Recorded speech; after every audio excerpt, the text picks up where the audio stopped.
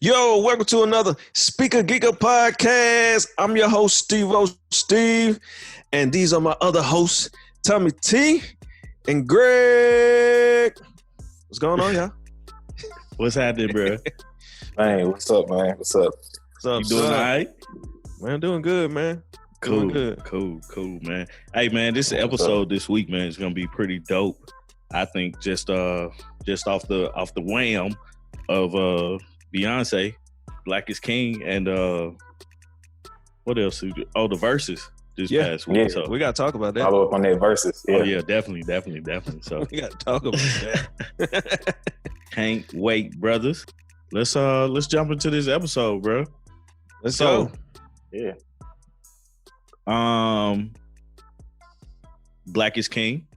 Yeah. Review. Yeah. Both of y'all What was seen your it now? thoughts? Yep. I finished it. Did you? it. There Yeah. you go. Yeah. What'd you think about it? For me, man, I'll be honest. For me, it made me feel away.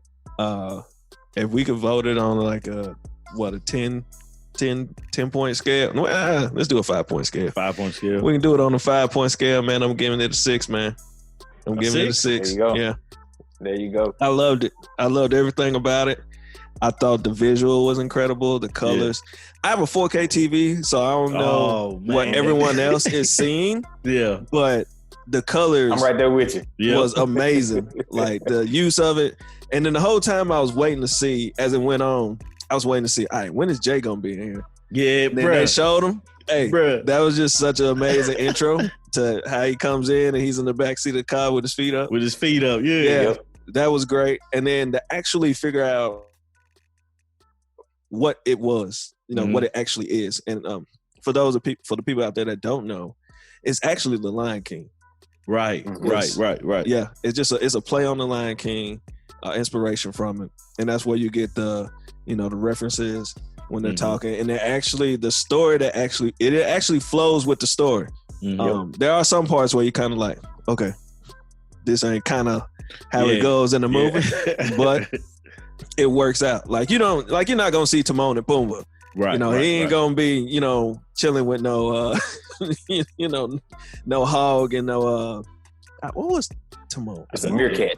Meerkat. Yeah, yeah. he wasn't just Yeah. chilling, but to see the kid, to see a young black male as he grows and as he actually left the nest to go out and find himself and then to come back, I thought it was great. The only part that was kind of out of sync was him, in the Lion King.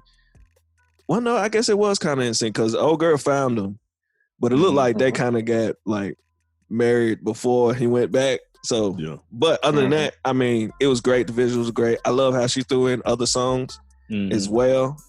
She definitely showcased a lot of the scenery there in Africa. What was exactly at?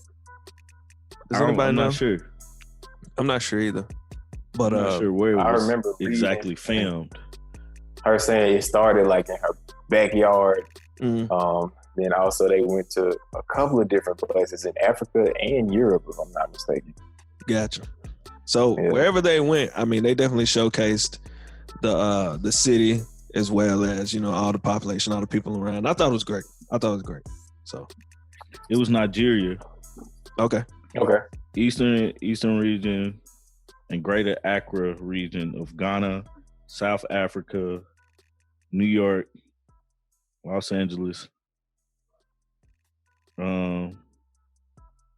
I can't say this word. Johannesburg.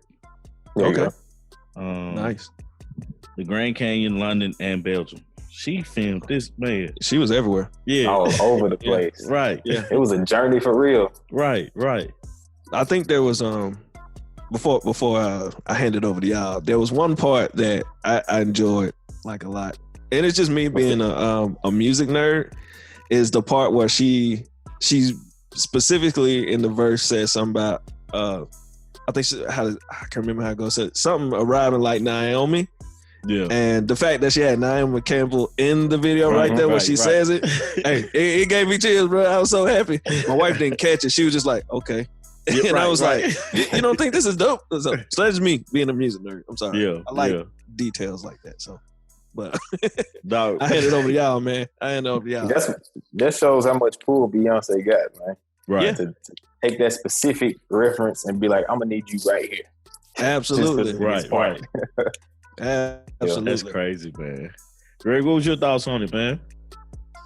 Man, I loved it. Like start to finish, I wasn't like I didn't expect anything less. Yeah. I remember when Lemonade came out, and I really liked the visuals for Lemonade. And so the bar was already set pretty high for me. I was like, all right, she gonna do at least that good.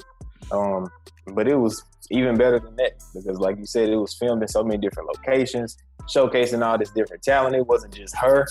It was different artists I've never even heard of coming in and doing several different types of performances. You got people with all different accents and stuff coming in and showcasing their talent and their skills. And I'm sure it was a lot of people got paid off of this for doing costume design and just even like the color palettes for those scenes and stuff.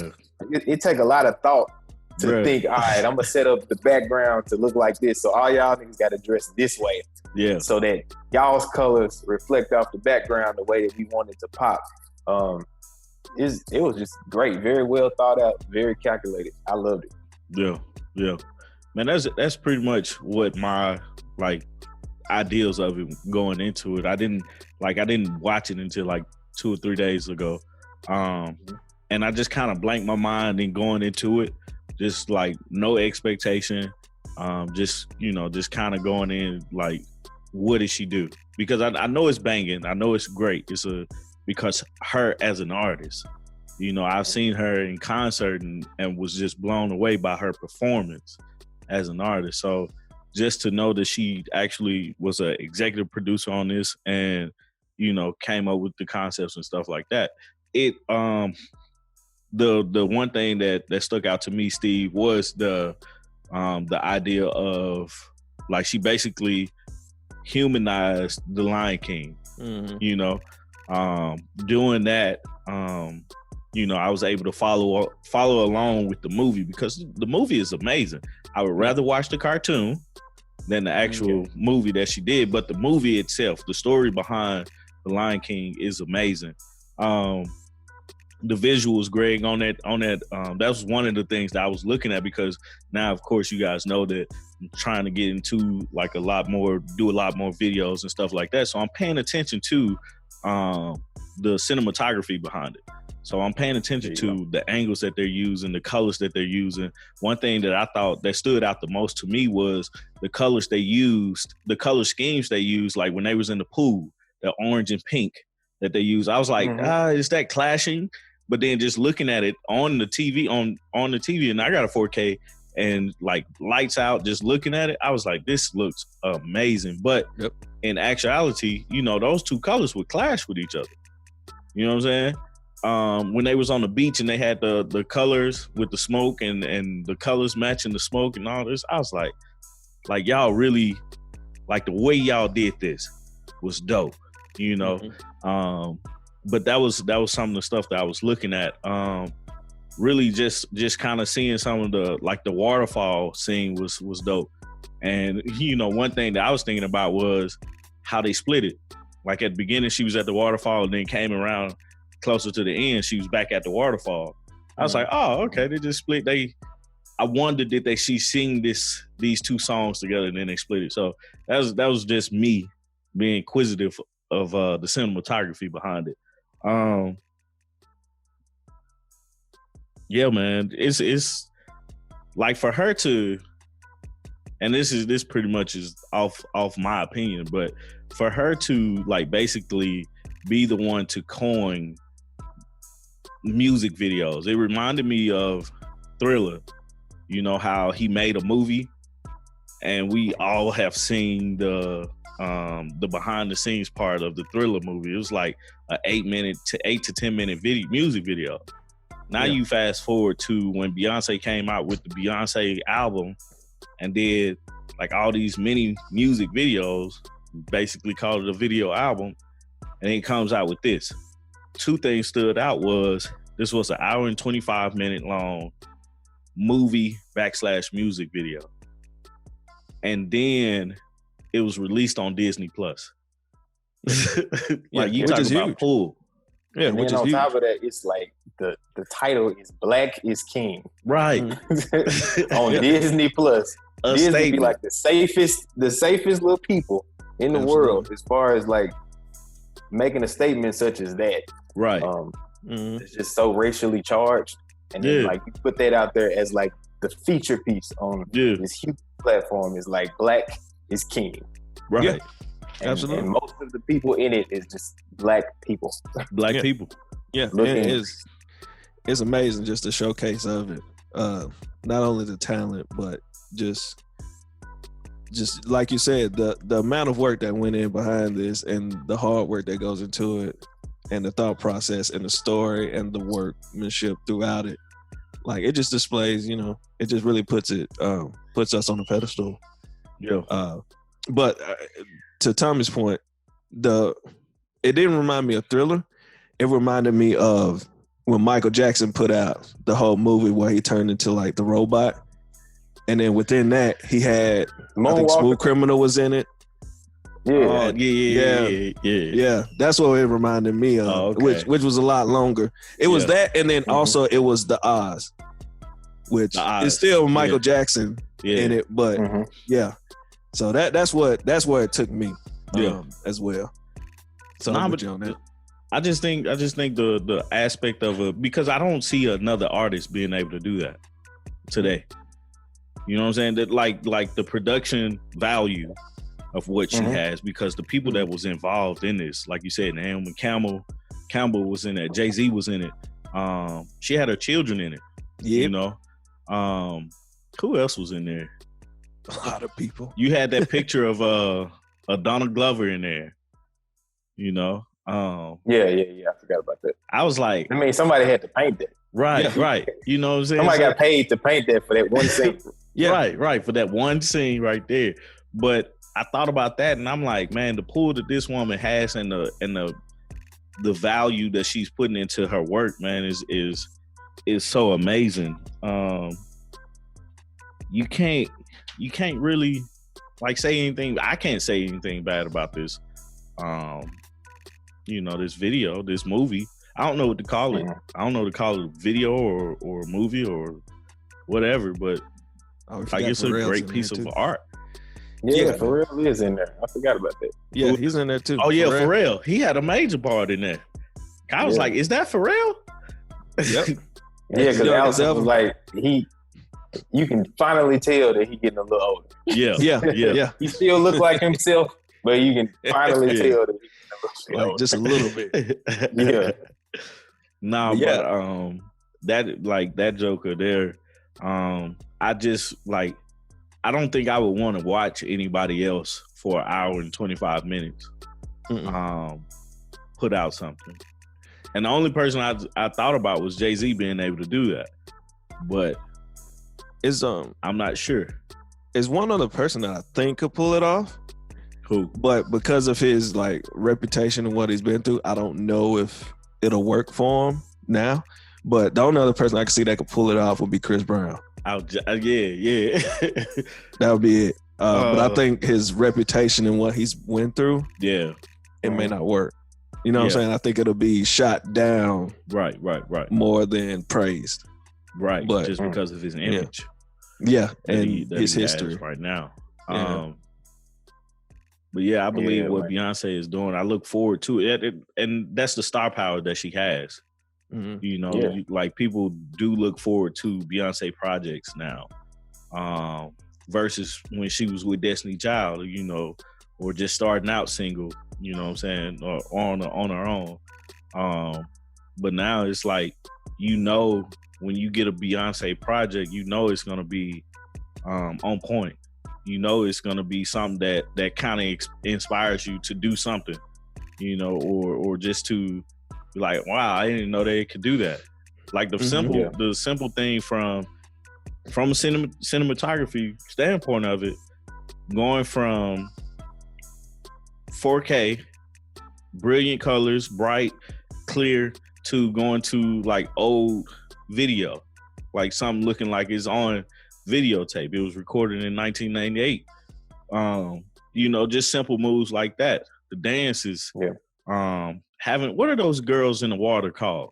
They called something. Synchronized swimmers. Synchronized swimmers. Having, like, who thinks of that? I'm gonna put y'all as a synchronized swimmer. And I don't know if y'all saw this, but when Beyonce was in the water, she wasn't wet. Huh. I didn't notice that. I have to go back and watch it. Like, no water came off on her. I have to look at that again. Yeah, check it out, man. That's because I was like, why ain't she wet? You know? But I mean, she just walked out there. Yeah, that's it. Yeah. No, man, but my guess, man, I'm definitely gonna look at it again. But you know, I thoroughly enjoyed it, man. I tell you one thing, it made me want to go buy some gold ass jewelry. Oh yeah, girls was flaunting the shit out of that, them chains and rings and shit. I'm like, I just love seeing black folks with a bunch of fucking gold on. Right, There's something about it. Absolutely, I just man. fucking love it. Right. And what's so cool about that is from what I've read and what I've heard is, with African culture, they have times where they all stand outside and, you know what I'm saying, flaunt their stuff. So that, like, is all we here in America, we talk about it a lot, like, oh man, you know, you flaunting too much or whatever. But over there, that is something that they do. They take pride in that. They enjoy that and celebrate one another and be out there like that. So it's like, man, when you kind of look at that, you're like, shh, that's crazy. And and you know, they're not like hating on each other. Yeah. It just, you know, that's what they do. So to Greg's point, man, I love it. I think that's something that's built in us. And like, even over here, it's kind of shunned on. You're kind of like, man, come on, man. You're doing a little too much. But over there, it's like, nah, like, bring it out. Come on, bring it out. What you got? What you got? Enjoy it and be happy. Yeah. So, man, I gotta get some more gold chains, man. Man, I gotta get some more. Not too much more. Not too much gold more. Teeth. Yeah, I need to get you some gold teeth, definitely. Man, I've been talking to my wife, like, man, let's go ahead and get it. I just need the bottoms. I done had 2 pair. Yeah. And if I get something, it'll be just something simple. It'll just be the bottom, or like a couple, just to throw people out. But yeah, I gotta get some more chains, man. We grew up and like I always go get, like, one of the first things we do, get some money, go get a chain. Go get a chain. Yep. I had a herringbone. You gotta do, man. Yeah. Had me a bone. Absolutely. Yeah, man. Man, so Steve, I know you rated yours. Greg, what's your rating on this out of 5? Out of 5, I have to do like him and go above a 5. It's just a 5+. That's what I say. Yeah, 5+. Yeah. I'm agreeing with both of you guys, man. Amazing work, and yeah, that's I like it, man. So I'm gonna give it a 5+ as well. Now that we got that out the way, round of applause button we can hit. Right, that's what we need. That's what everybody clap it up for. Absolutely, like that. Standing ovation. Damn. Right. Oh man, yeah. So also this week, man, we had a Verzus on Thursday night. I want to apologize to you guys because I thought it was a Saturday night, and I told y'all, man, it's on Saturday night, but it was actually last Thursday. So, 2 Chainz versus Rick Ross. Where y'all want to start at, man? Man, I don't know. Did y'all catch it from the beginning? From the beginning, bro. Like, I was there before they was there. Yeah, I didn't catch it from the. Yeah, I catch it before the first round of songs came on. Yeah. So it was a little bit in there, but they were there. But I didn't catch it from like the very beginning. Bro. I was like, I ain't had nothing else to do but to read something. So I was like, man, let me go ahead and check in real quick. Yeah. Who got make one? Who took it? Oh, Ross. Yeah, that was light work. I don't even want to say. I don't even want to say it, but you know, like, I don't think it was a fair fight. Yeah, that's like you know, you fighting somebody with one hand behind your back. Yeah. So okay, well, I say this with lining 2 Chainz up next to Ross and him having to kind of put his best foot forward in that atmosphere. Does it give you a different kind of a respect for 2 Chainz? I always had respect for 2 Chainz. Like, I'm not saying you didn't. No, I'm just saying it was like, like 2 Chainz came, like, I knew what type of fight it was gonna be. You know what I'm saying? And the respect I have for both of those artists is impeccable, because Ross is like in my top 5, but 2 Chainz is just bumping to me. Like lyrically, 2 Chainz got it, you know, but he's from the South, he's from Atlanta, and I like his sound, I like his style. So what did give me more respect for him was his preparation for it. And that's after, you know, one of the interviews he did, you know, just how he was saying that he prepared for this, you know, and taking it serious. But like, yeah, man, like it didn't give me any more respect than I had for 2 Chainz, to kind of answer that question. Steve, what about you? Now that I thought about it, after Tommy's response, I do have more respect for him, even though I already had respect for him, period. I have more respect because the work he put into it. I think going into it, and I told this to Tommy, I think he wanted to do the verses so bad that he would take on anyone. So I felt like he just kind of was like, man, I'll take on anybody. And then it was like, well, here, we'll give you Ross. And it was like, uh-oh. So I think it was, in actual reality, I think it was a bad matchup. But the fact that he still went on with it, and he just wanted to do it because it's definitely a celebration. I think it's a big look for a lot of artists. But for me, Ross is just on a different tier. So for me, I think I would have had Ross go against someone else instead of 2 Chainz. So I think it was a bad matchup. But I mean, that doesn't, like I was telling Tommy earlier, I was like, man, he did an interview on the Breakfast Club. And you could kind of tell that he seemed frustrated. For sure. For sure. And he made the comment, he was like, man, I want my roses while I'm still here. And to me, I was like, man, you already got it. You already got your roses, man, dude. Like, all the stuff he put out was, you know, the stuff that he used, because he knew he had to put his best foot forward. All the stuff was like, you know, saying had plaques with it, which I can appreciate. The only thing was, it's just, you know, when you're in 2 different kind of tiers, like when you put it up against, like, you know, something like a Ross or something, it's not taking the shine away from your music. Your music is still bumping as hell. Right. It's just, like Charlamagne said in the interview, he said it just hit different. You know what I'm saying? Like, Ross could have just played all the offcuts.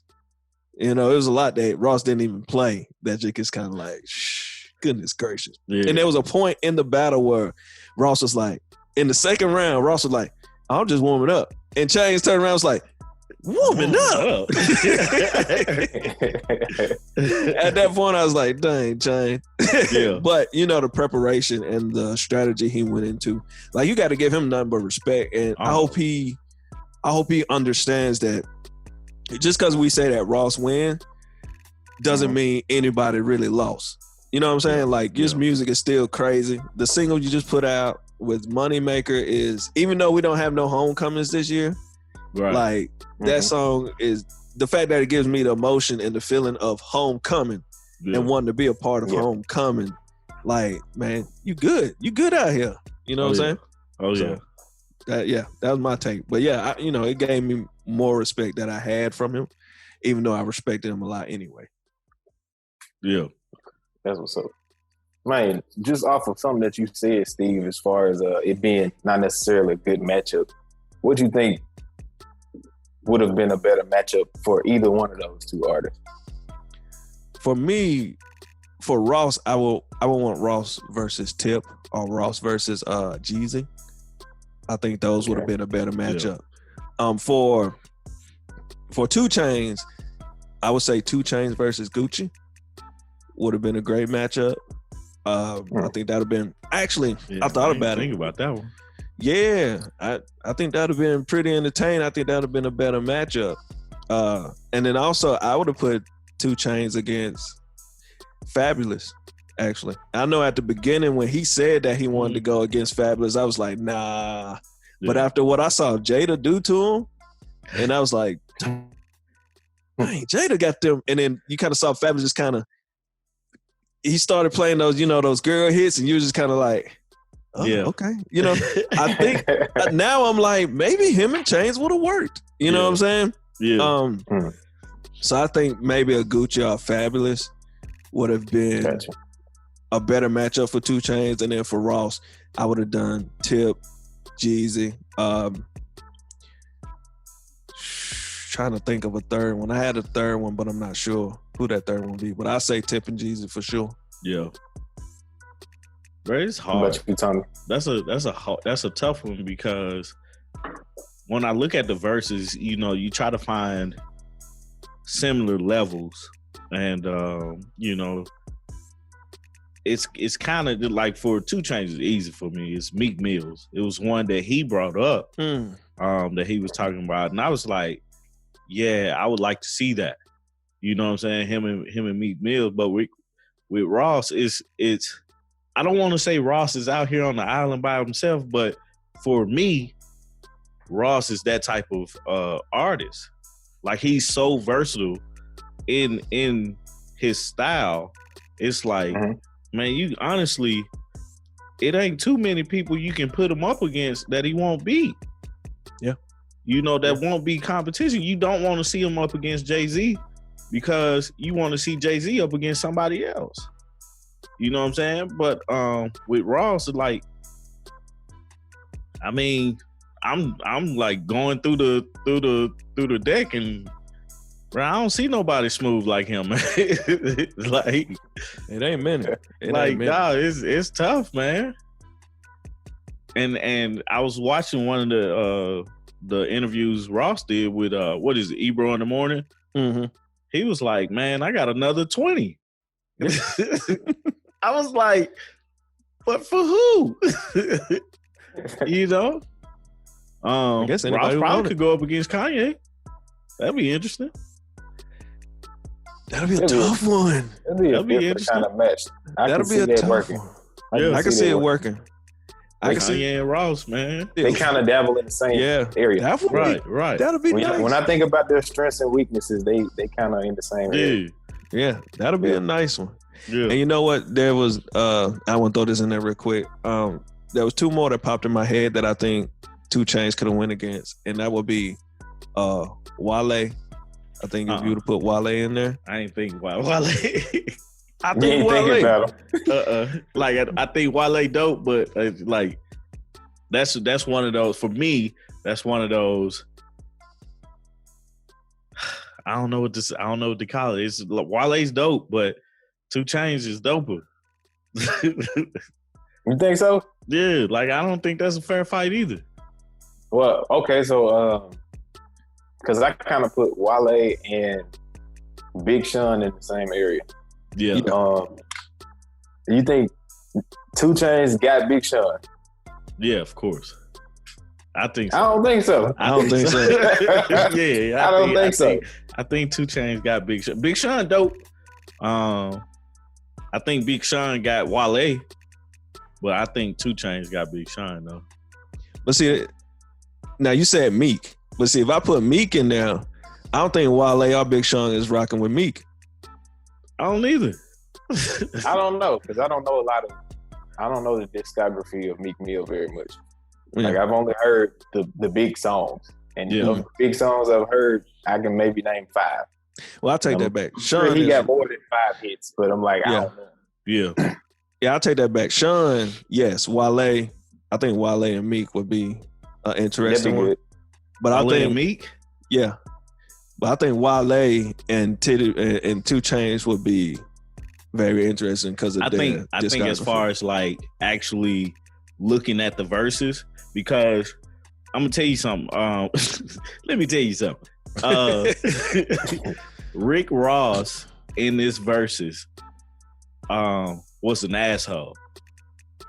From the point that y'all was like on the second round, he was like, "Yeah, I'm just getting started." To the woman coming in and rubbing this nigga throughout 2 songs, and then put his shirt on. Like, hey, Chainz had strippers. Chainz had strippers for both of them. That's true. For them and for us that was watching it. Nigga, we sat up here and watched Rick Ross take his shirt off, get rubbed down, and help get a shirt put back on. Like, this nigga changed in front of us.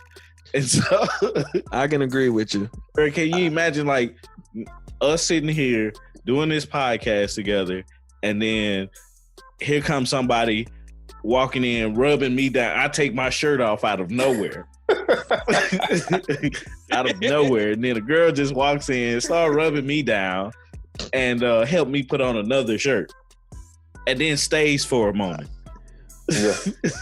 I think that's you get up and start doing a little shoulder dance. Yeah.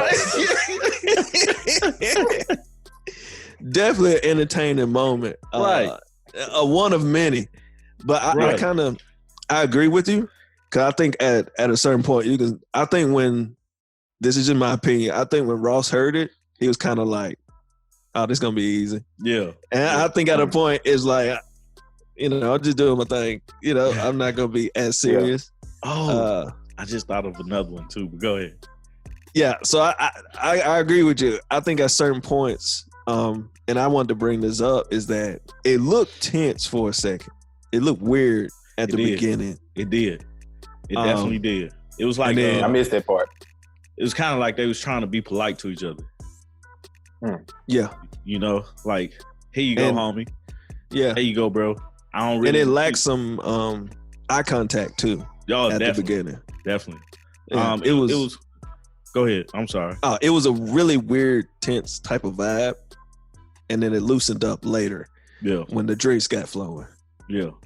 So it seemed like they started having like the thing with 2 Chainz, and throughout the verses, he was like, "Yeah, man, I had your list up here. I saw you. I knew you was gonna play that. I knew you was gonna play that." Just his preparation in it, like I said earlier, he came to like actually perform, and the fact that he was performing like at this Versus, man, tells you how serious he took it. With Ross, like it was at one point I knew Ross didn't know the words to the song. I don't know if anybody else caught that, but I was like, Ross, just don't say anything. Just get up there and jump or something, man. Just don't say anything. But yeah, like 2 Chainz came to perform, and that was dope. And when he brought them strippers in, I was like, this nigga wild. This dude wild. He was like, man, they gonna get paid. Essential. Oh, essential, yeah, referring to essential workers. Yeah. It's ridiculous. Man. And then they came back at the end, man. Well, one of them did. Yeah. Yeah. The other person I thought about was Drake and Ross. That would be a good one. They kind of in the same. Yeah. The same thing that I said about Kanye, I could say about Drake, because they have both of those 2 pairings have a really good chemistry. Yeah. And I think it's because they kind of dabble in the same areas. Yeah. When it comes to their artistry, they kind of dabble in the same areas as far as the sound of their music, the content, all of that. Mm-hmm. Mm-hmm. It's not the rapper that's gonna beat you over the head lyrically, but they can rap. Yeah. But it seems like they more focused on song structure and making a complete atmosphere with their song rather than just I'm finna rap for you. Right. Yeah. Absolutely. I agree with that. People more as artists than I do as rappers. Yeah. Mm-hmm. Absolutely. And that's what listening to Teflon Don did for me this week, was like, because I had not really listened to a Ross record in so long, I was like, dang, Ross really can rap. I don't think of him when I'm thinking of people who rap.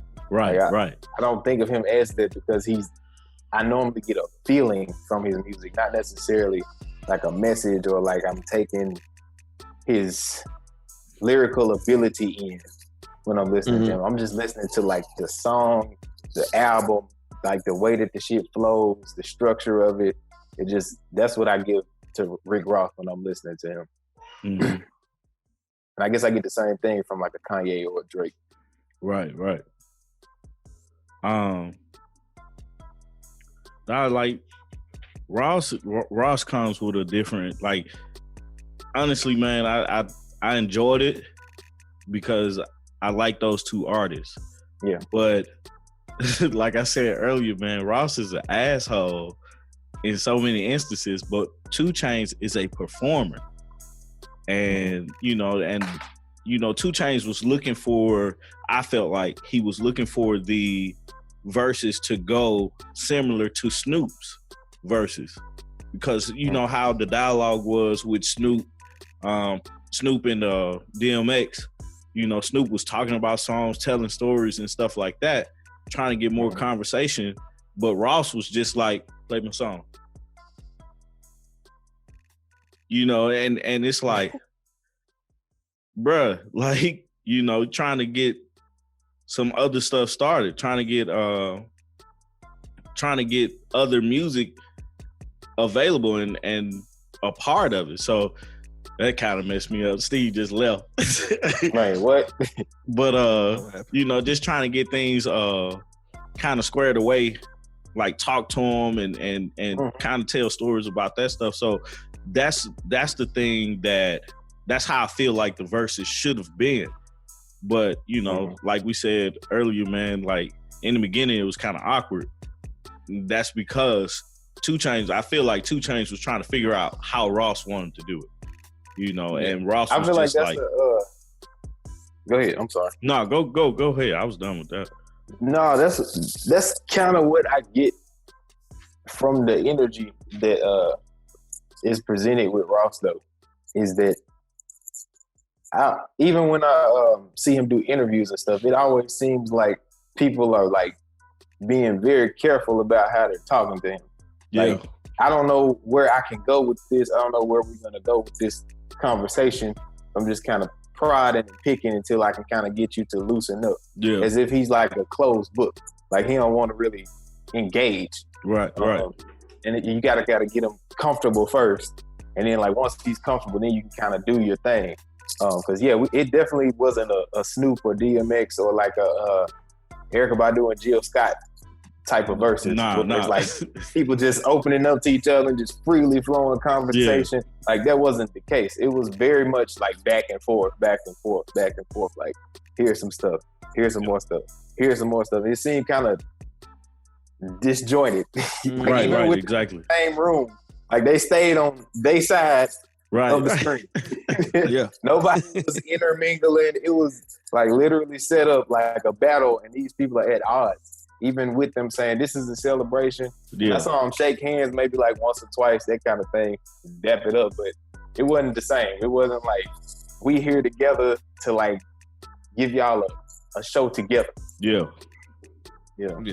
And I think, of course, I believe that's what 2 Chainz was looking for, but I don't know. I guess it's just in Ross's DNA to be that closed book, but he wrote a book, so I don't know.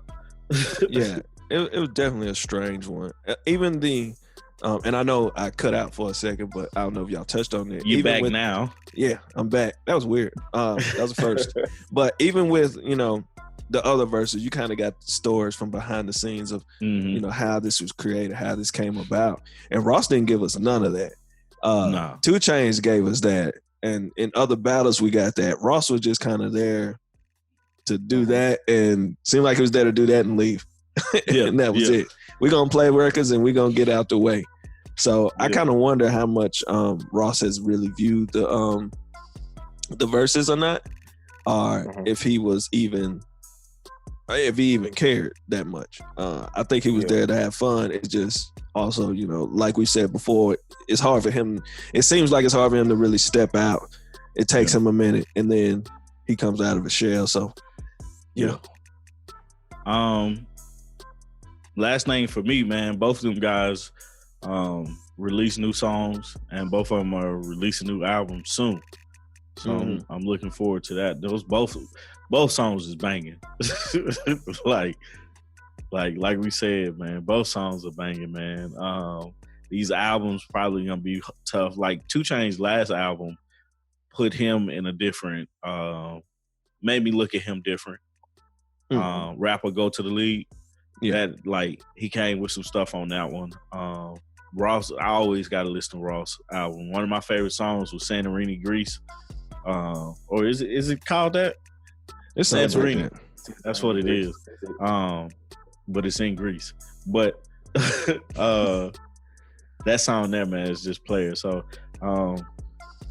my final words about the Versus, I don't want to pick a winner, but if I had to, I would say Ross did. But that was the expectation for me. Yeah. I think as far as like making it enjoyable, I think 2 Chainz was more enjoyable. If he had done it with another person, I think 2 Chainz, like if him and Meek Mill, I think it probably would have been a better Versus. Overall, as far as like entertainment wise. But you know, I still enjoyed myself. I still, you know, vibed out to the music and stuff like that. What about y'all? Go ahead. You want to go, Greg? No, go ahead. Okay, cool.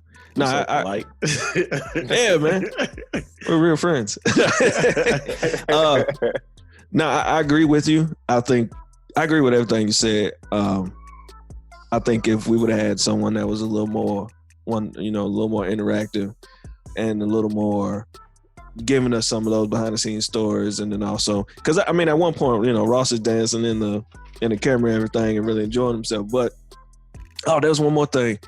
There was a point where Ross was seeming to have pulled his chair where he was closer to the camera than 2 Chainz. 2 Chainz was like he at a point where he kind of like faded in the background. Yeah. And that's another thing to like how the weird vibe was. But I think if we would have had someone else, I do want to say a Wale. Cause I think Wale would really sit in there and give you some like in-depth stuff. And Wale got some records. Yeah. And I think Meek, Wale, or even the Gucci, because him and Chainz and Gucci are actually friends and they got records together. Yeah. I think it would have been more entertaining and the vibe. We wouldn't have noticed the weird off vibe. Yeah. So I definitely agree with you. One other thing was, man, I was so happy. One of my favorite songs from Ross, Tears of Joy. The fact that he played that in the verses and he played it from the beginning was amazing. And so, yeah, other than that, it's not one of the best verses we've seen thus far, but I did enjoy the music or whatnot. It just, that weird vibe, man. Yeah. Weird vibe. Yeah. I mean, it's nothing else really to be said. Y'all kind of covered everything. I think, like I said, like y'all said, Ross pretty much took this one. It would have probably been a better matchup if they had some different people for each one of them. Just somebody to open it up a little bit more and give us some of that backstory on some of those songs. But that's what the fans live for, is that behind the scenes information that we don't know anything about. Yeah. And we didn't really get a whole lot of that out of this Versus. But we did get 2 new songs and some announcements of new albums and stuff. Yeah. So, I mean, you can't be mad. No. And you still got a chance to celebrate 2 titans in hip-hop. So Right. You can't be mad at that either. So, man. So there you have it, guys. Black is King by Beyonce came out July 31st on Disney Plus. If you guys have not seen it, go see it because it's amazing. And this past Versus, just continue to watch the Versus, man, because I think Swiss Beats and Timbaland got something with that. I feel like we need to stop trying to make it into a competition, but that's our natural thing to do. Our natural behavior is to compete against each other. But if we can get to the point to where we're celebrating it more and more, like just taking 2 artists and putting them together and putting their songs against each other, just to say, hey, I like that song, I appreciate that song, and I'm glad you made it, type deal for the Versus, man. I think it's gonna take off even when things get back to whatever new normal that we have. So shout out to everybody that was a part of that. And I want to thank you guys for listening to the episode. If you haven't already, please go subscribe to the channel on YouTube at Speaker Geekers Podcast. Follow us on Instagram and Facebook at Speaker Geekers Podcast. You can find us on Instagram. You can you got Steve at the Great Steve O Steve. You got Greg at instantly_G, and then you got me at I am Tommy T the Third on Instagram. We all on Facebook, but let's just look us up. What else? This episode was produced by 3M Media, and that's all I got, man. Did I miss anything? Y'all got anything? The only thing I was gonna say, I wanted to comment on what you just said about the Verzus. I think that'll have to be a whole different event to celebrate it. Because the actual title of it is called Verzus, and the origin, and then the origin of it comes from when Timbaland and Swiss Beats was in the studio and they went hit for hit about their records. Yeah, so it'll probably be like a whole different event if we wanted to do the celebration part, but. That's kind of like, it's always going to be a competition. I feel you. But, hey, maybe that's something we can do. Just shoot my idea down, Steve. Thanks. No, I'm with it. I'm just saying, it's got to be a different event. We'll have to do Speaker Geekers celebrating the art of music. This is the such and such edition. Let's take that. There we go. It. This ain't Versus. We ain't battling. We celebrate. There it is. That's too funny, man. Greg, what you got? Man, that's it, man. Y'all covered it all. We can go ahead and cut this one. We can let this one go down in the history books right here. All right, there it is, man. All right, guys, I'm out, man. Peace. Peace. All right.